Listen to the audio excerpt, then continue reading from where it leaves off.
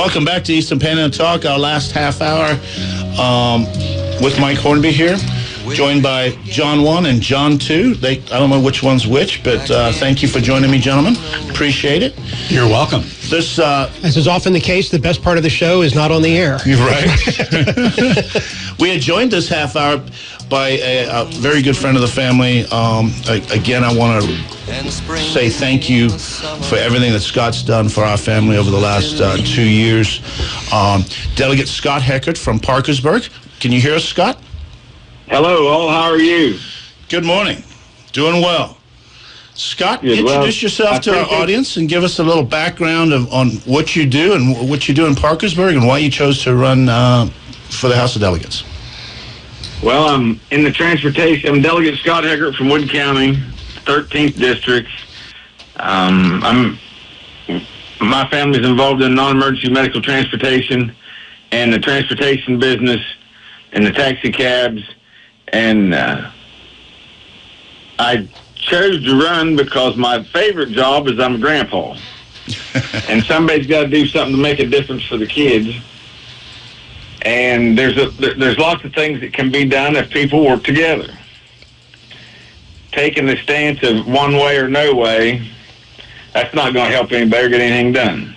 But the more we work together, and I think the further along we go, the better off we'll be. Scott, this is John Gilstrap. When you say to do things for the kids, what kind of things are we talking about? Well, we got to make the community safe again for the kids to be able to go out and play in their own yard or play at the playground without needles laying around, drug paraphernalia, going to play on a swing set and finding somebody passed out underneath the swing or on the swing. Just so you know, I have a son that's an addict, so I've been through a lot of what the Hornbys have been going through, and Mike is right. They are very dear friends of mine, and we have worked well the last couple of years since we met on some of this stuff. We've got to hold people more accountable for it, and we got to be engaged in trying to fix the problem and find a solution instead of keeping our heads in the sand and shoving it in a corner where nobody can see it. Scott, you've been pretty outspoken and you've been a voice for keeping the amount of beds in West Virginia, keeping a moratorium on that. Can you explain why you have that stance and what happened in Parkersburg for you to be so outspoken on that? Well, at the time, another delegate thought it was a good idea to get involved in the John Brown bill. I believe is what it was called. It was money that for communities that would open their community up and bring in facilities for treatment. And at the time, they thought it was a good idea. That was before I was elected. What it did was open our community in Wood County up to an overwhelming amount of treatment facilities, sober living homes, anything to do with the drug treatment world. Well, then what ended up happening in the middle of this is that the people would come in and they would get signed up for treatment. The treatment facilities, not all, but some, would get them in, get the money rolling in, and they would do something that the treatment facility didn't like or was against their rules, and instead of talking to them, they'd put them out on the street. And they were shipping them in from out of state, correct? Is that from what I remember? The last count I had was 29 different states are shipping their people into not only Wood County, but in the Huntington Cabo area and in the Kanawha area and Morgantown, the top 5 or 6 populated cities in West Virginia are being inundated with people that other places don't want. Even people in the state of West Virginia, that in the 55 counties, the former health chair and the assistant health chair are very outspoken, but they didn't want a treatment facility in their area because they don't want to deal with it. And you're not against treatment That's not against treatment at all. There were bad actors that were taking advantage of the system. There are bad actors. There was, there is, and there probably always will be. But until we hold them accountable, and the only thing those bad actors understand is when you cut them off the money. It's a $1 billion business. 30 days is not going to fix anything. All 30 days does is get the person that has been on the street, has been messed up on these drugs, cleaned up, cleared up some, and helps them to learn the system. I want to work on changing that. Just because people come to West Virginia or dropped off in West Virginia and have no ID, in 2 weeks they shouldn't be qualified for everything that someone that's been born and raised in West Virginia and can't get help because they make too much money. They have a house, a car, but you can ship somebody in from Colorado or Kentucky or anywhere in the state, from the outside the state of West Virginia, and get benefits and SNAP and housing vouchers and clothing vouchers. And it's just, we've got to tighten it up, and we've got to look out for West Virginians first and everybody else second. John Doyle. Hi, Scott. John Doyle. We all accept we need treatment. And I guess this means treatment facilities somewhere. So my question, not just to you, but really for everybody in the state, A, how do we figure out where to put treatment facilities that there will not be a whole lot of local opposition causing problems?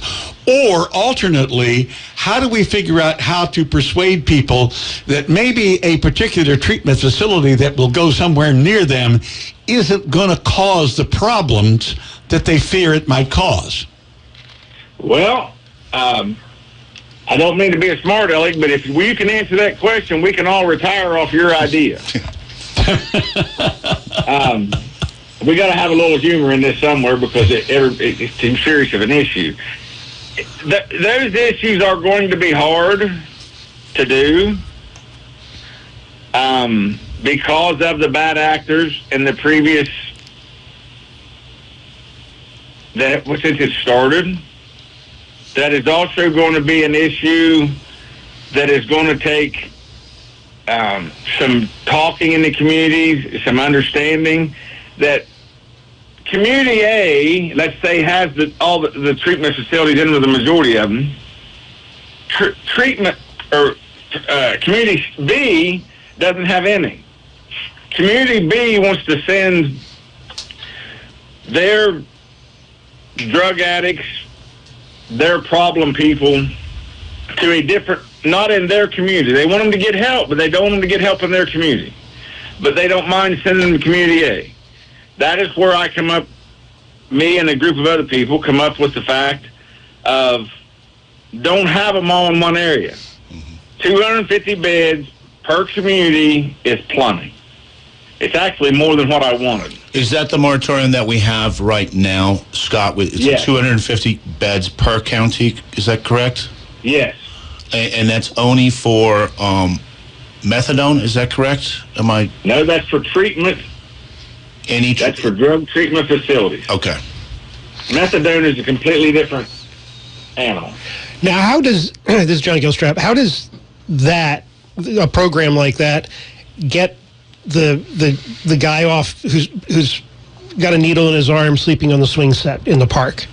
How does that would imply some kind of involuntary commitment, right? Because they're choosing not to be someplace. Yeah, these are all voluntary commitments. Yeah.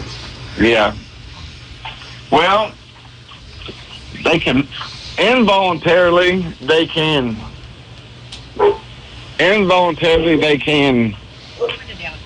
go and seek help.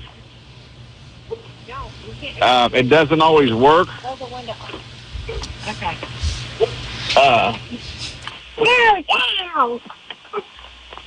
Is that the grandbaby? Yeah, they just dropped him off. I figure you sounded a little distracted. Yeah. Sorry, I can't let him run around the neighborhood. No, I understand.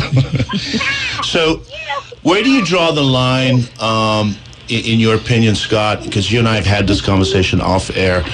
Where does it come involuntary, where you need to actually have a judge put somebody in a facility when somebody doesn't want the help? Because there are a lot of homeless folks that just don't want help, a lot of drug addicts that don't want help, and they are a burden on society, and they are a danger to themselves. How do we draw that fine line between you need to go to a facility and, or we need to pull you off? Where do you stand on that?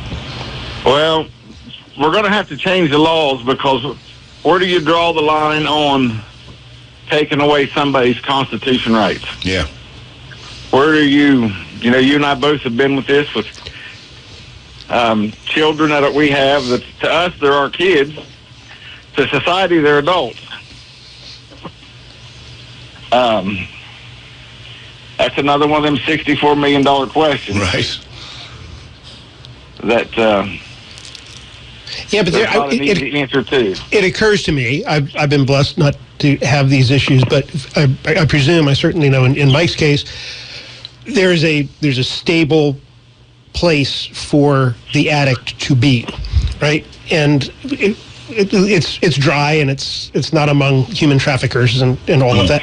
The problem comes on the other side of that, is people who don't have a stable place to retreat to. And so you get these homeless camps, right? And I don't know if there's a question here or not. It just seems to me it's one of these problems. There is no single solution to it. Part of it, I think, is bringing more employment in so that there's less desperation among folks that are impoverished. Well, more employment would help. That is true. But the willingness to get up and go to work would help too.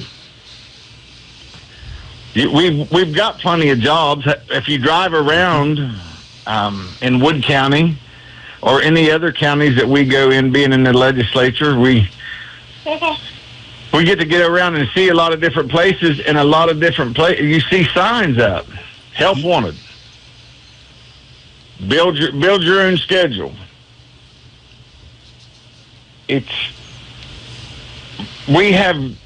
People have become too dependent on too much free stuff. I don't mind helping people.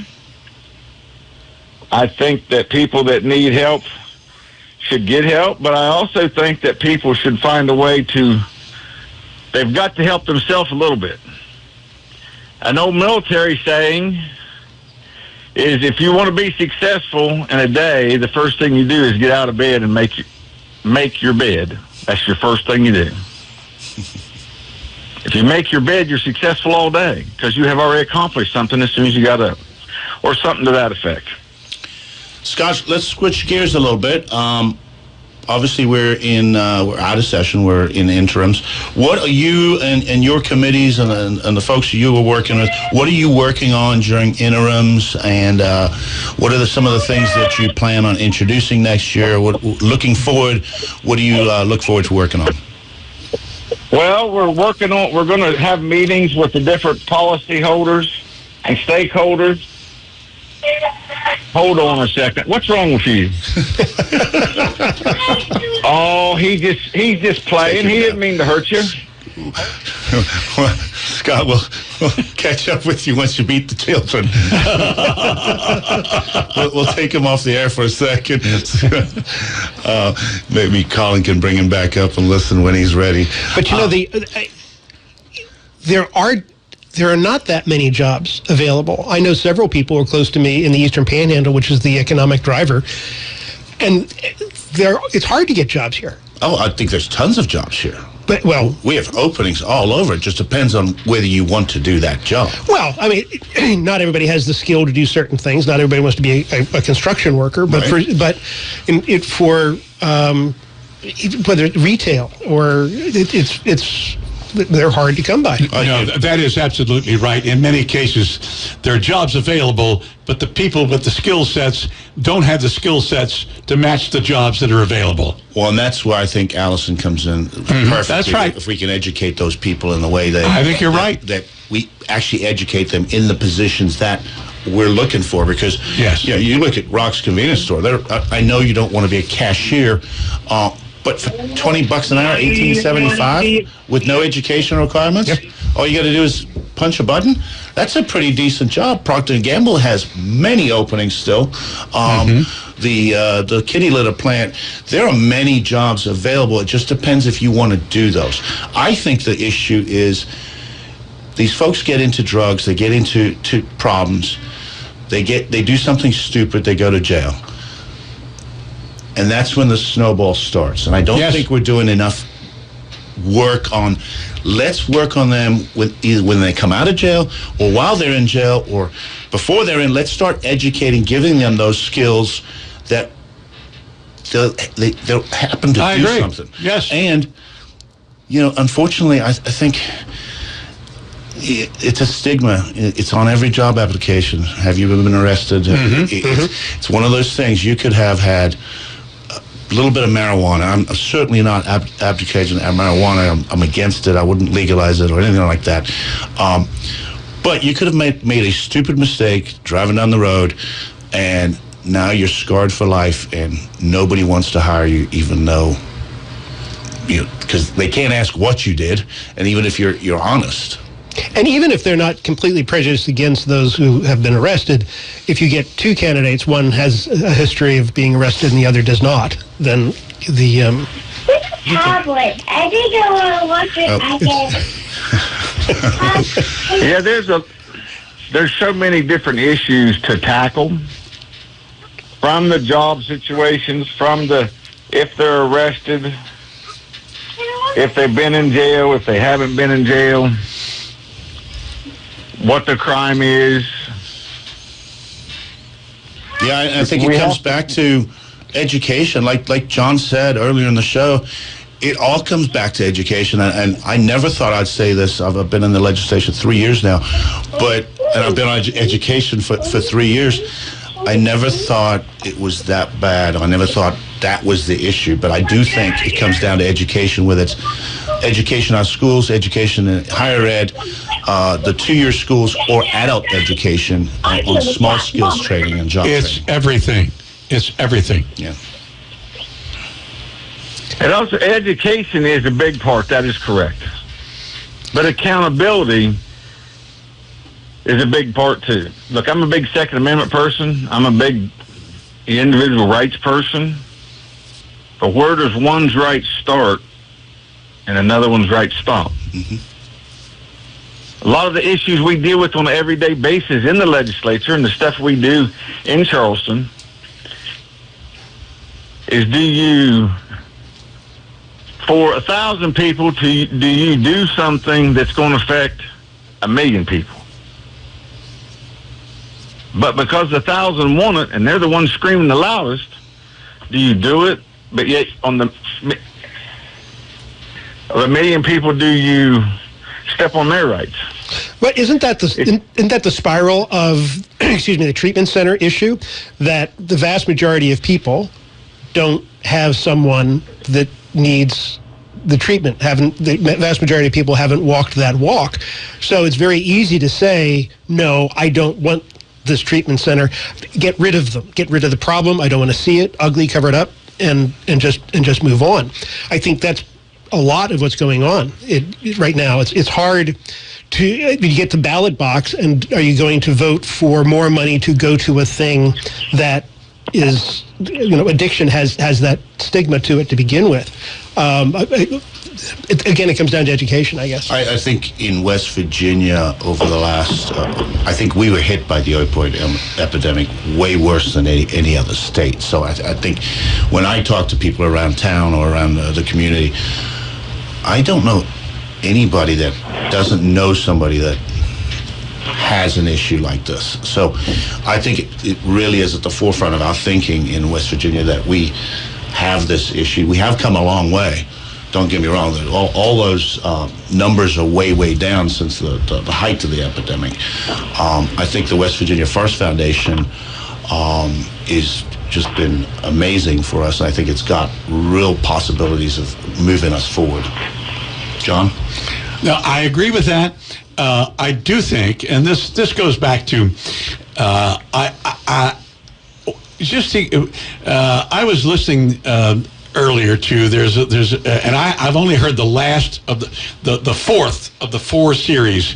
Allison Mara at West Virginia University has done an investigation of local governments and how they're handling the opioid crisis, and this question of methadone, needles, all that kind of stuff.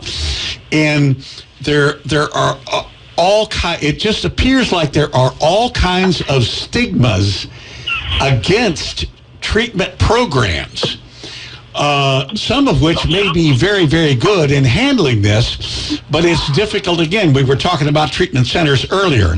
How do you get the community to accept a treatment program which may work, but which, if it's near them, might not be something they want near them?